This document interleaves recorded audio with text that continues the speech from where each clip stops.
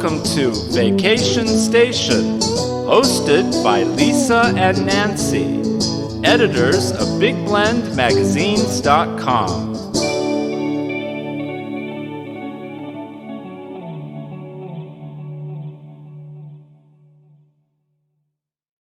Hey everybody, welcome to Big Blend Radio's second Friday Food, Wine, and Travel show with the International Food, Wine, Travel Writers Association. We love our second Fridays and our second Tuesdays because we get to interview members of the association, travel writers, destinations, sometimes wineries. You never know who's on the show, and it's always exciting. So check out the website. It's ifwtwa.org, a really good organization for those in the travel writing, wine writing, food wine writing industry. But today we welcome back Linda Milks. She's a travel writer, and I think she's also on the board of what we say is IFTWA instead of the whole name, International Food, Wine, Travel Writers Association. But she just came back from an awesome trip through the Olympic Peninsula and Seattle up in Washington. And I encourage you to follow her website because she goes all over the place. She's always got a glass of wine in her hand when it's appropriate, I should say. Her website is toastingwinefoodtravel.com. And her article about the Olympic Peninsula and Seattle is up on nationalparktraveling.com. And for more about those areas, like I know you're all writing down the websites, go to olympicpeninsula.org and visit seattle.org. So welcome back, Linda. How are you? I'm great. I'm great. Good. You are on the board, right, of IFTWA? Yeah, I am. I'm the treasurer. Oh, we better behave. Oh, you get sacked. No, listen, we'll send you lots of wine. Okay. But it's true. Every time I see a post of you on social media, I'm like, there she's at there. She's tasting, she's toasting, she's having a good time. But as I said, appropriately, but it looks like, speaking of that, your trip to the Olympic Peninsula, I know you went to the national park, which is something Nancy and I's on our list, as we travel full time to document parks and public lands. But it looks like you started your visit with cider and wine. Yeah, we did. Wasn't it a good way to begin? Yeah, I think so. Especially, when you travel, the first thing you want to do is just a libation to kind of chill you out. Yes. We went to Finn River Cidery up in the Olympic Peninsula and met the sommelier. I didn't even know they had sommeliers for cider, but I didn't know he is, and he makes wonderful blends. Some of them very unusual. You said blend, so we like that. We like it. Yes. So this is cider. So, because you think of, Washington State, our first thing is coffee and of course wine. So the wine, that was another highlight for you. Yes, we went to two different wineries, Harbinger and Camaraderie Cellars. Camaraderie Cellars, we met Vicky, who is a co-owner with her husband. They've been open for 25 years.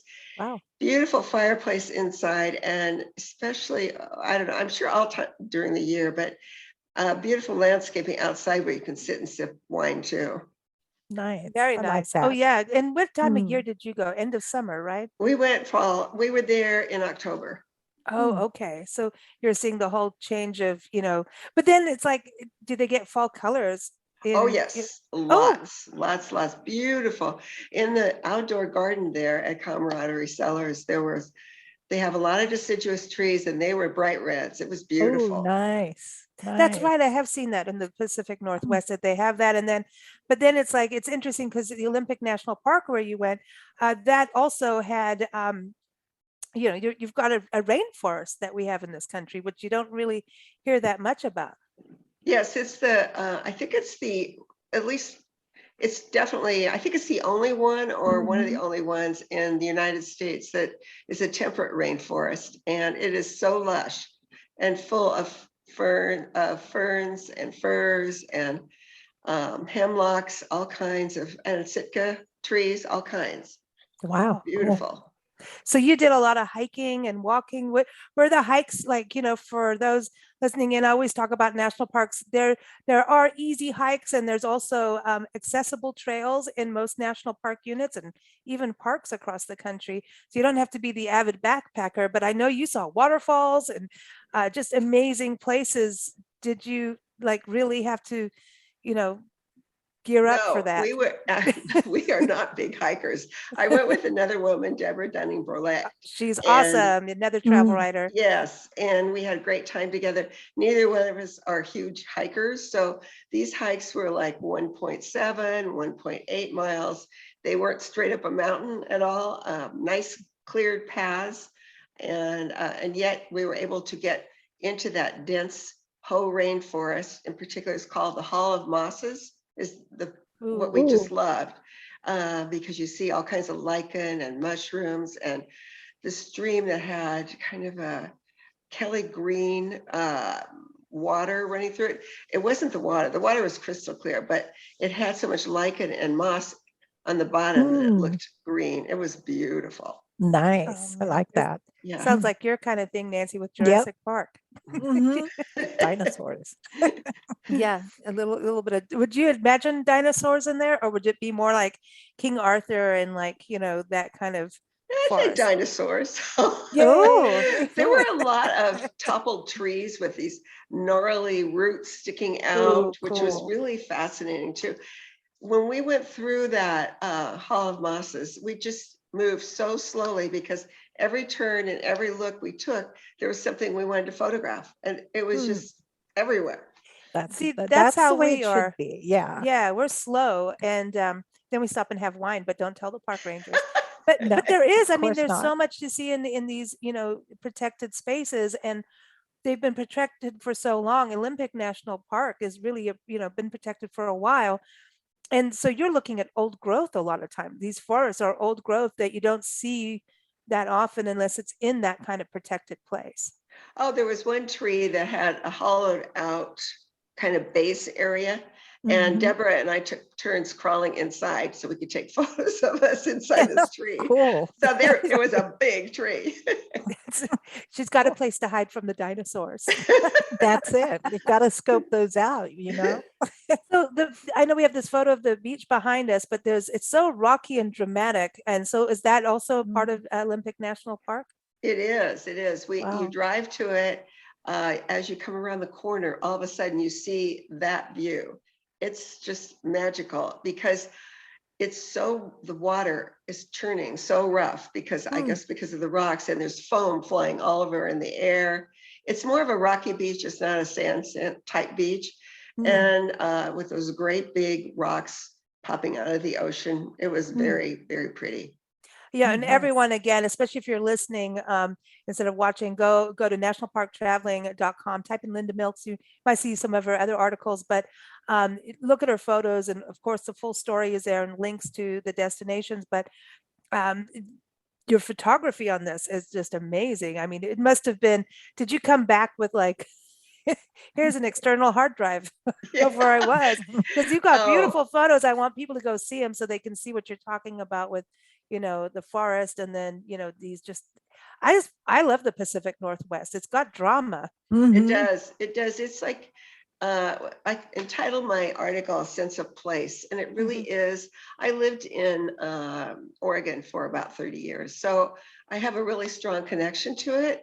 And my grandmother lived in Seattle, so I know the Pacific Northwest, and I love it. It's just you feel like you're a little teeny dwarf in this giant forest and mountains. Everything is big and grand. It is.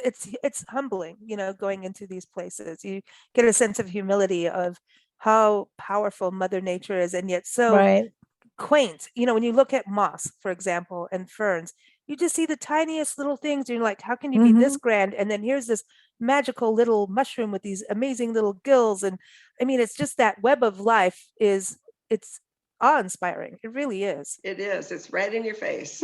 Yeah. Well, it's different too, going from the beach. I know you're in Southern California and the wonderful world of Temecula wine country in that region. So that's kind of a different vibe, even for the wineries. Was it different being at a winery in the Pacific Northwest than being in a winery in the Southern California area?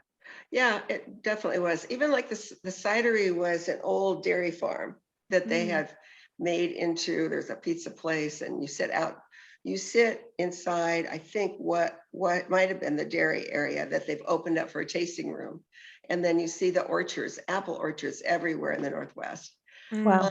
And then as far as the wine, it's more rural and more spread out. Harbinger is in an old, I think it's a truck storage building that they have Oh, wow. redone into a winery. Oh, Cool. neat. That's Yeah. it's so neat when you see, I think a lot of wineries reuse something, you Mhm. know, whether it's going to be, you know, it was an old gas station or old barn or something, you know, which I love about that because it's the word regenerative. I think that's one of our new words of 2022, right? Yeah. Is it's like reuse, don't, you know, and have a new life to it, you know? Mhm.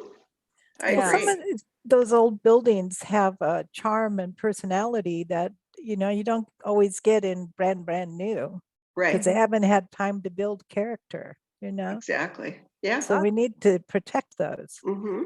Part of that sense of place, huh? Mhm. Yes.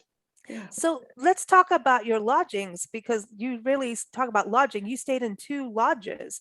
Yeah. We stayed in 2 lodges that were in the Olympic National Park. And they're kind of different. The 2 were, the first one was like Crescent Lodge, and it is, at least the rooms, well, 3 of the rooms were the original rooms built in, I think, the beginning of the 1900s from the original forest wood they used to build these, and they actually were cabins more than like a hotel lodge type place.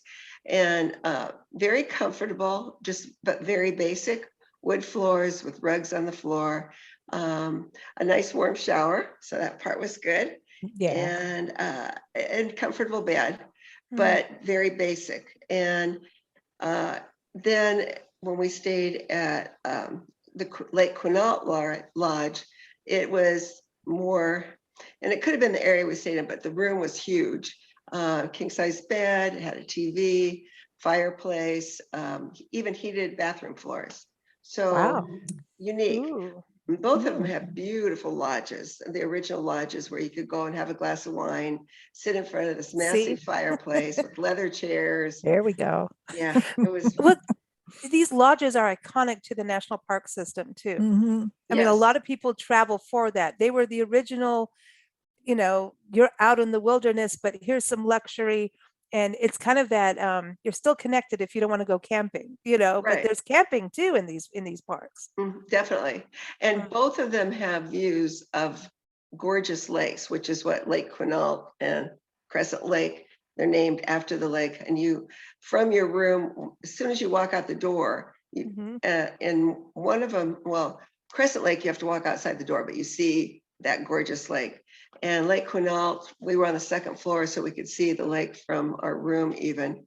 And just beautiful, Nice. beautiful. You Nice. saw the fog in the morning and majestic mountains in the background behind that lake.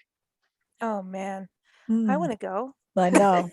Maybe Gotta we go will. back. Yeah. Gonna Maybe go on well, the we're going list. west next in a few Mhm. months here. Yeah, Yeah. a month and a bit. Maybe we'll have to do a detour, Nancy. We're not, Well, you know, kind of happens. that's kind of our middle name. Detour. Yeah, Detour. it's like, oops, we're going here. Okay, Oh, okay. why not? There's a road there, you Mhm. know. But I love these views, and I love that you went there, and then you had the Mm. complete opposite experience of going into the city. You know, Yes. so where did you stay in Seattle? We stayed at the Sorrento Hotel, which was a smaller boutique Mm, hotel, but older too. It nice. was built, I believe, in the early 1900s also, and obviously renovated. Our room was plush. We had a big bedroom, and then we had a separate lounge Mm. studio area out in front of our bedroom. And the hotel itself, when you walk in, you see beautiful mahogany wood in the entry, and it has a separate lounge that was always there, lobby lounge, that is also just this dark mahogany, rich looking room, open room where people can sit and enjoy themselves. Is nice. And Seattle Yeah. too. I mean, because you think of you, that's not yeah, that it's cool to be able to be in an historic boutique hotel. You know Yes. what I mean? And when you think about going in the city, and we've always been on the outskirts of Seattle, so we haven't done that, you know, that experience. What Mm. is it like walking around? Is it very, slick kind of city, or does it keep its history? When you talk about sense of place, does it still have that feel of what it was like in its beginnings? I think it does. Mhm. It's kind of a mix. Seattle started with more like miners and fishermen and prostitutes. It had a big history Oh, there you go. of kind of a rough. It was a rough city, really, kind of, and people were on their way to Alaska to look for gold, and then they would Oh, get their harbor supplies in cities Seattle. always have had that really Mhm. colorful history, and that's why we want to go. We want those Yeah, stories, and they we have the didn't best do. ghosts too. There's an underground that we didn't do this Ooh. trip. I have done that a long time ago, and I think that's something that would be really worthwhile because you really get that sense of history. But Pike Place Market also Mm. is right on the water, and you get that again, that feeling of the roots that built this city, even though it's a very sophisticated city now. Mm. Mm. So it's kind of got that, the Pike Market, from what I've heard, it seems like it's actually part of the community. It's not just go to a farmer's market, that you're getting like fresh farm to table or garden to table, boat to table. And then at the same time, artisan, foods, but also art and crafts, but that there's a sense of community that it's like its own neighborhood in a way. It is, it's huge, and it was set to be destroyed. I think I don't know, maybe 50 years ago. Anyway, when we were there, it was the 50th anniversary of the organization that was put together to make sure it wasn't destroyed. Oh, Oh, good. good. And it's such a Mm. vital part of that city. It was wonderful to see the celebration, and it needs to be there. It's really one of the first things you think of when you think of Seattle. Mm. Mm. Did you take one of the tours? I Yes, know we there's went food on tours. this tour called Eat Seattle, and you have a chef who walks you around, which was With a really good because it chef. was very crowded Ooh. Ooh. that day. He Mm. walks you around to his favorite places or her favorite places. And so we went to 9 different places, Wow. and he went ahead of the line and got little samples for us at each spot and told us about each of the different restaurant owners and Oh, the cool. history of them. So yeah, we got great cheese, macaroni and cheese too, and the best clam chowder you can find anywhere. Mm. Great pizza. It was wonderful. See, Did you get gossip wine? and food. I know. Did you get wine? We didn't get wine, but we went to we went to a truffle shop. And in the Mm. afternoons, they have a happy hour, and you could buy their bottles that are open, like $5 or I can't remember. It's a very small amount of No money. way. So Mm. that would be something to check out. It's called the Truffle Queen. Huh. Now you did also the Space Needle. I mean, that's like, Yes. so you went to some of these. I mean, basically, this whole trip is iconic. Yeah. National Park, iconic lodges, boutique hotels, iconic Pikes Market, and then you've got the Space Needle, and then also you saw, there's a Chihui glass, that Dale Chihui, am I Oh. pronouncing Yeah. that right? Garden and That, Glass, Chihuly Garden oh, and Glass. wow, Nice. Yes. that's magic. I have seen his work before, Mhm. but this was, so much of it in one spot where you Mm. saw these huge, maybe 4-foot tall flowers. You saw a Wow. big sea glass sculpture that had fish all around it and in brilliant colors. There was Wow. a place called, Mm. it was a Spanish ceiling that you walk through, and it was plates of different colors of glass. It Oh, Wow. was wow. fantastic. Cool. We've seen some of his work at different Mhm. botanical gardens that we've been to. Yeah. Mhm. And I It's think beautiful. some arboretums, and I don't want to say, I think I don't want to, now I'm going to get it wrong. I think Frederick Meyer Gardens in Michigan, in Grand Rapids, we saw Uh-huh. it there too. But when you look at it, to me, it's like this elaborate adult candy. And I do, for some Yes. reason, I want to go up and like eat it. It does. It looks like lollipop colors I or know. something It's like like all of a that. sudden I'm licking the glass in the museum. Yes. Yes. It's a weird lady over there licking the glass, but Okay. it does look like it. Don't you kind It of get does. hungry Oh looking yeah, or at it? like the Christmas ribbon candy. Yeah, Oh, yeah. It's yes. so pretty. It doesn't taste that Mm. good, but sure is pretty. It is about it. Just for some reason, it gets to those senses of being a kid and Mhm. magic that you can do these amazing things. I mean, when you think about how glass is heated, that's huge. We interviewed Mhm. an artist who worked there and made glass there. And then Oh, she started actually whipping the glass onto massive pieces of canvas and creating this art out of the burn marks.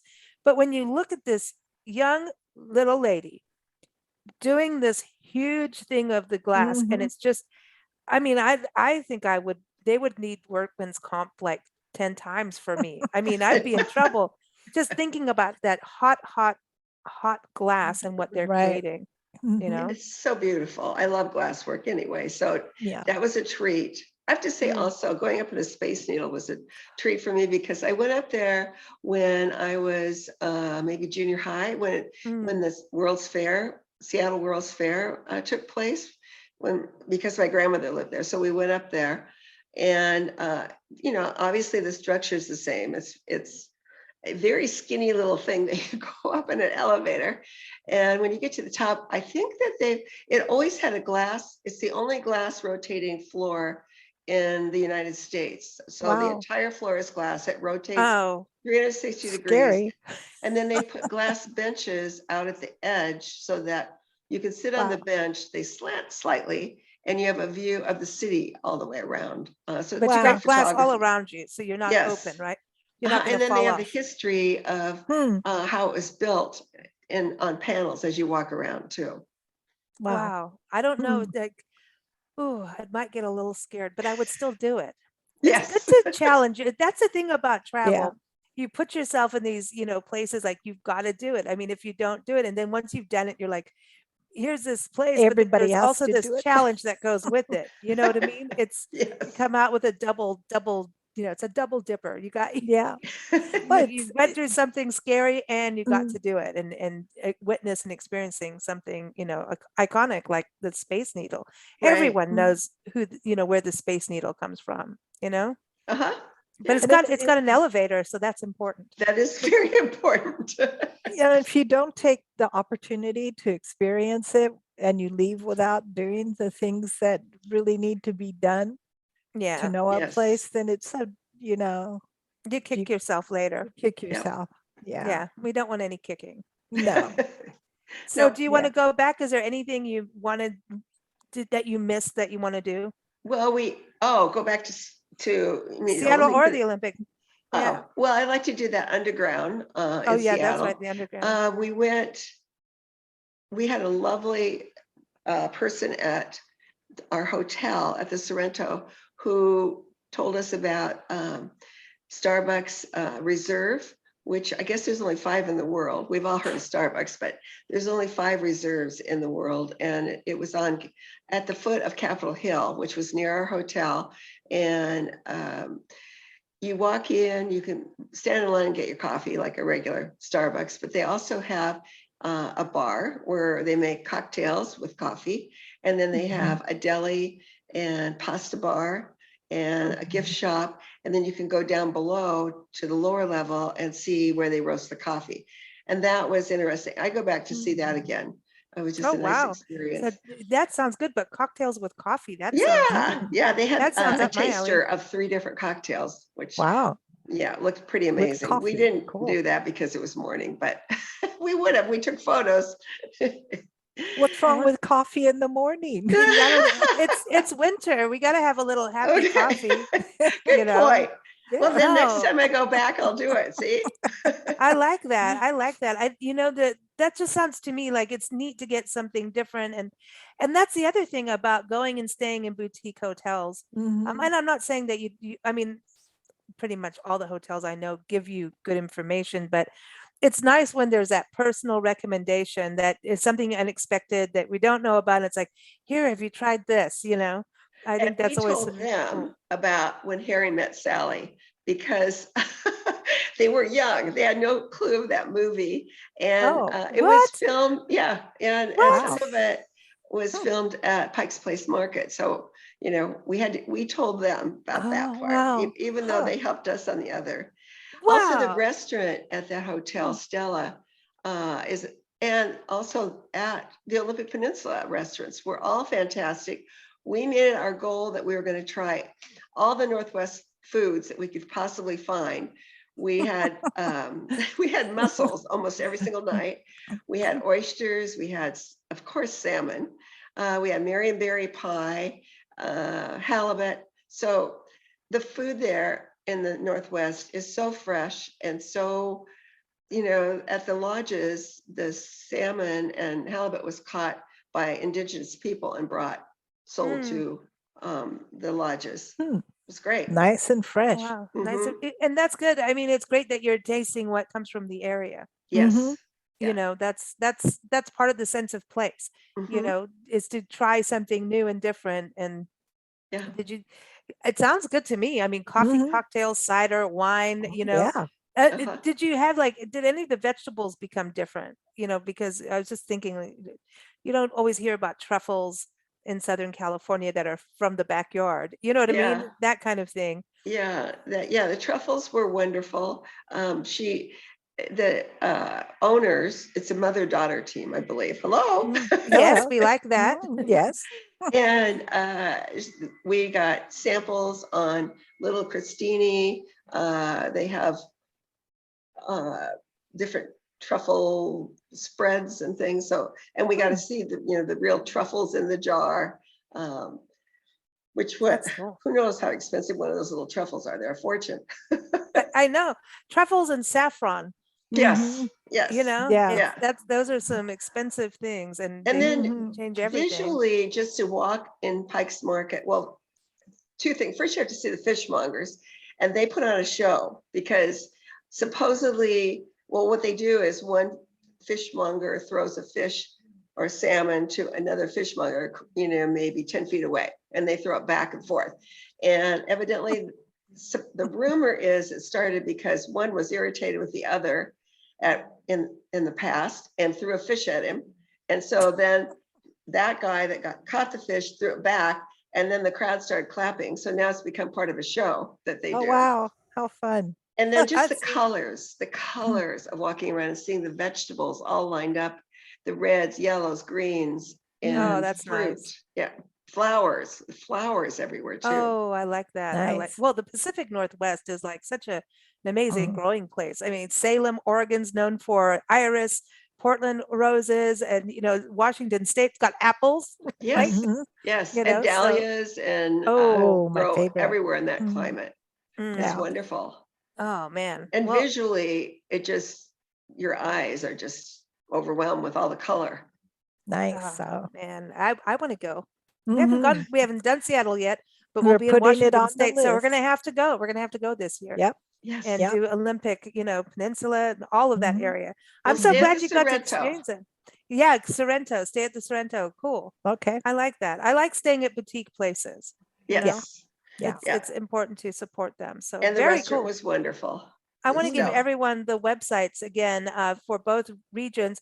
It is, you can follow Linda at toastingwinefoodtravel.com, but it's olympicpeninsula.org and visit seattle.org. But Linda, over at the IFTWA side of it, I mean, the IFTWA has been doing some really amazing programming. It's something we've been talking about each of these shows, even during the pandemic when travel writers went, what do you mean we can't? What are you talking about? We can't travel and go to a winery, and you guys all work together, put up all these webinars. Are those kind of programs still going to be going on, or are you seeing more and more press trips come together for writers and for the destinations? We're going to have quite a few press trips next year. We're hoping that we get some at the beginning half of the year, because last year we only were able to do the last half of the year. We're hoping we get to do, lots. We'll have, I'm sure we'll have 5 or 6 press trips, but in the meantime, we'll continue to do the webinars, which, I've never been to Austin, for instance, and I got to visit Austin and I got to visit the Finger Lakes, different regions like that. When we do these Zoom webinars, you just learn so much about the area, and it's a great way. And I think we're one of the few travel organizations that provides this kind of service, and they're really professionally done. And Nice. and also networking, did that help Mhm. networking Yes. wise? Yes. Oh, yes, definitely. Mm. Yes. I built a relationship with the gentleman from the Finger Lakes. We have Paso Robles. We have a good relationship with, just all over the country. It's wonderful. Awesome. Awesome. Well, Nice. I'm glad you're out and Mm. about and everyone's starting to get out and about, and I hope it stays that way and everyone stays safe. You can travel, but everyone's different. I shouldn't say that. Mhm. Everyone's different. But if you do get out there, it is possible. Just have to be safe and wear masks, and we have Mm. to. And Take I'm the looking forward to that precautions. day where we do not have to wear a mask anymore. I But know. I'm at this point, we'll do the best we can to not get sick and not spread sickness, Mhm. and just do what we can Exactly. to stay out there and also support, like you're saying, the boutique hotels, the lodges, the parks, support those, especially the mom and pop and independent Mhm. businesses to really, that's what's so cool about it, the market too. Mike's Market is these are independent people with their businesses that don't have to go buy a huge, massive store. They're able to Correct. have a venue, which I think Mhm. is really cool. So, Yeah. Yeah. very cool. Everyone, again, the International Food Wine Travel Writers Association, we do shows every second Tuesday, every second Friday with them, and you can keep up with us at bigblendradio.com.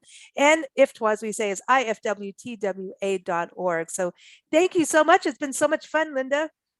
Great talking to both of you. That's It's fun. always fun to do these webinars or these Zooms and webinars with you. Very fun. Thank you. That's awesome.